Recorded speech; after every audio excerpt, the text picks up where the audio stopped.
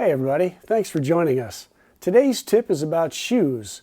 We're talking about running shoes versus tennis shoes, or what some people call court shoes, and why you should always want to play pickleball in tennis shoes.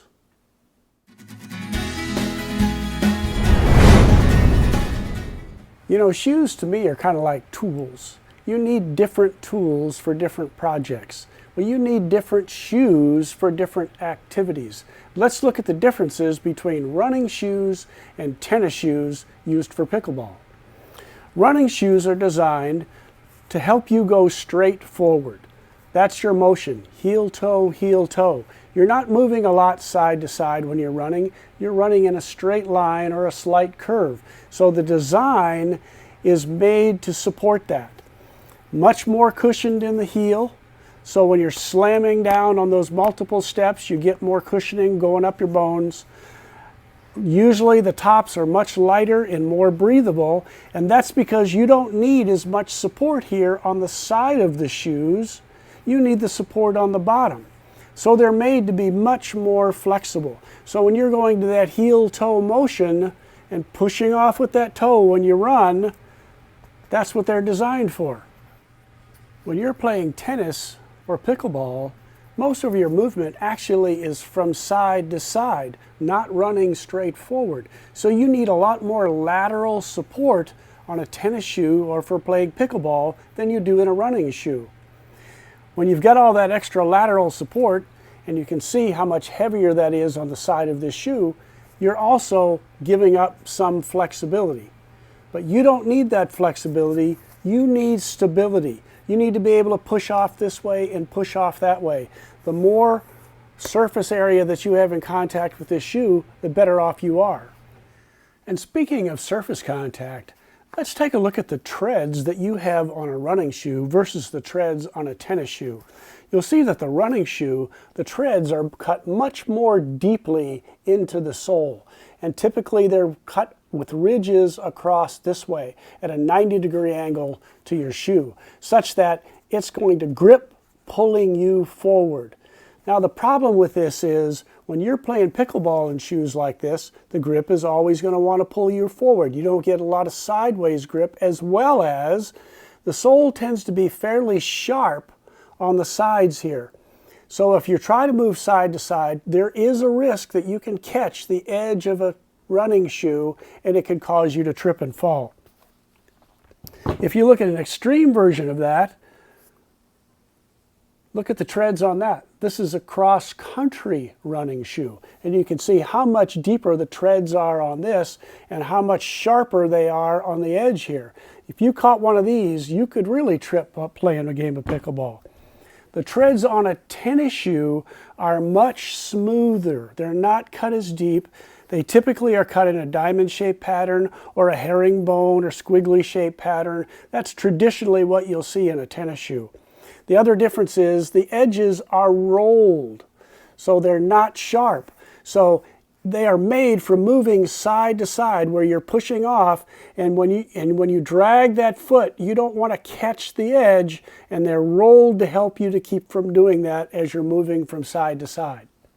When you think about running versus pickleball, there's also a difference in the posture you maintain running versus playing pickleball. A longer distance runner, you'll notice that most of the time they are very much upright, trying to keep their body centered and balanced as they're running. When you're playing pickleball, what's your position? Your position is ready. You're always down like this with your paddle, ready because you need to move from one side to the other side. So again, when you think about running, it's the heel-toe action. When you think about pickleball, it's on the balls of your feet, moving from side to side action, more so than moving front and back. And I'm going to give you a great example of that. If you look at these shoes right here, these are the shoes that I walk in nearly all the time. And if you notice, the wear is here on these shoes. I slightly supinate, which means that I lean my foot out this way a little bit toward the outside when I walk. So I wear those shoes down on that side. Here are my pickleball shoes. You notice where the wear is on these. It's up here on the ball of my foot, because I'm always up on the balls of my feet, ready to move from one side to the other, and I'm always pushing off. So I have a completely different tread wear pattern on tennis shoes than I do on running shoes. The other thing you'll notice is how I'm wearing the heel down on the walking or running shoes because of that heel-toe action, whereas the heels on my tennis shoes look almost brand new because I don't spend that much time on my heels, mostly on the ball of my foot. One of the other differences that you'll find between a running shoe and a tennis shoe is the weight. You can see that this tennis shoe weighs 9.2 ounces. It's constructed of a much lighter material up top here, a stretchy, breathable material, and the soles are a much lighter foam. They're not as dense because they're made to cushion more so than support. If you compare that to a tennis shoe, and this is my New Balance tennis shoes, it's 14.1 ounces. So nearly 5 ounces difference between these two shoes in weight. That's a trade-off. But what you get for that trade-off is much more stability because you've got the heavier either vinyl or leather on the sides here to give you the stability. The soles are more rigid to give you the stability, and they're made of a heavier, more dense foam. So you still get some of that comfort and some of that cushioning, but they're still more rigid to be able to keep your contact with the court feel more secure. Another area of difference between the two shoes is that the running shoe, as we've already discussed, has more padding in the bottom and more cushioning in the bottom than does the tennis shoe. But look at the sides around the back here of the running shoe. It's not nearly as padded as it is on the tennis shoe. That's because the tennis shoe needs to hug you and give you more lateral support because you've got that side-to-side movement that you don't have in a running shoe where you're just moving forward. So not only do you have the extra stability here, but the padding adds additional stability to support that side-to-side movement. So let's talk a little bit about actually buying your tennis shoes or court shoes. I would recommend that you try to find a tennis facility that sells shoes or a tennis store that specializes in shoes to go look at the kind that you might want to buy. A couple of reasons for this. One is if you go to a big box store like a Dick's Sporting Goods or something like that, you may get some young person in there and they may be a runner. They may be a trail hiker, but do they know about tennis shoes specifically? Not necessarily. So you might not get the best advice.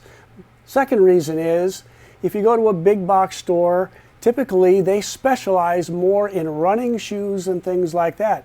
They may carry 1 or 2, maybe 3 brands of tennis shoes or court shoes, but there won't be a wide variety of shoes within those brands. If you go to a tennis store, sometimes you can find up to 5 different brands of shoes. Try them all on. Walk around the store. You're going to like some brands better than others. I could recommend to you that I use New Balance. That may not work for you. That may not feel comfortable for your feet. So take your time. Try on lots of different shoes. Walk around the store a little bit. Narrow it down to a couple of pair.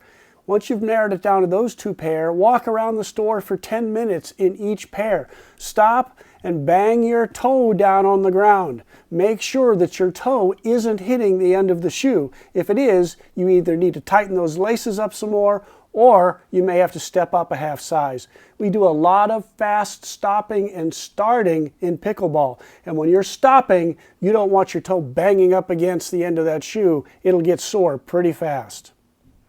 So like I said, take your time, ask questions. They have the expertise. They can tell you the difference between brands and the difference between shoes.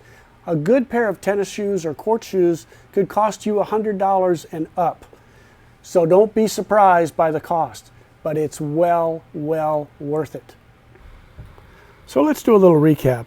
Running shoes are designed to run forward with a heel to toe motion. It requires more heel and midsole cushioning. They're light, flexible, but they have less lateral support. The sole edges tend to be sharp. Tennis shoes are designed to support forward and quick side-to-side movement. There's less cushioning, but that improves court feel. They're heavier with more lateral support, and the sole edges tend to be more curved, so you're less likely to catch an edge and sprain an ankle. Tennis shoes are really far superior for pickleball over running shoes. So back to my tool analogy here. You wouldn't use a hammer if you needed a screwdriver, and you shouldn't be wearing running shoes when you're playing pickleball. Get yourself a good pair of tennis shoes. First and foremost, think about your safety. These are more safe to use on the court, much less likely to catch on an edge and sprain your ankle. Secondarily, it might even help your game. If your lateral movement is better, your game might be better. I hope this was helpful to you, and thanks for watching.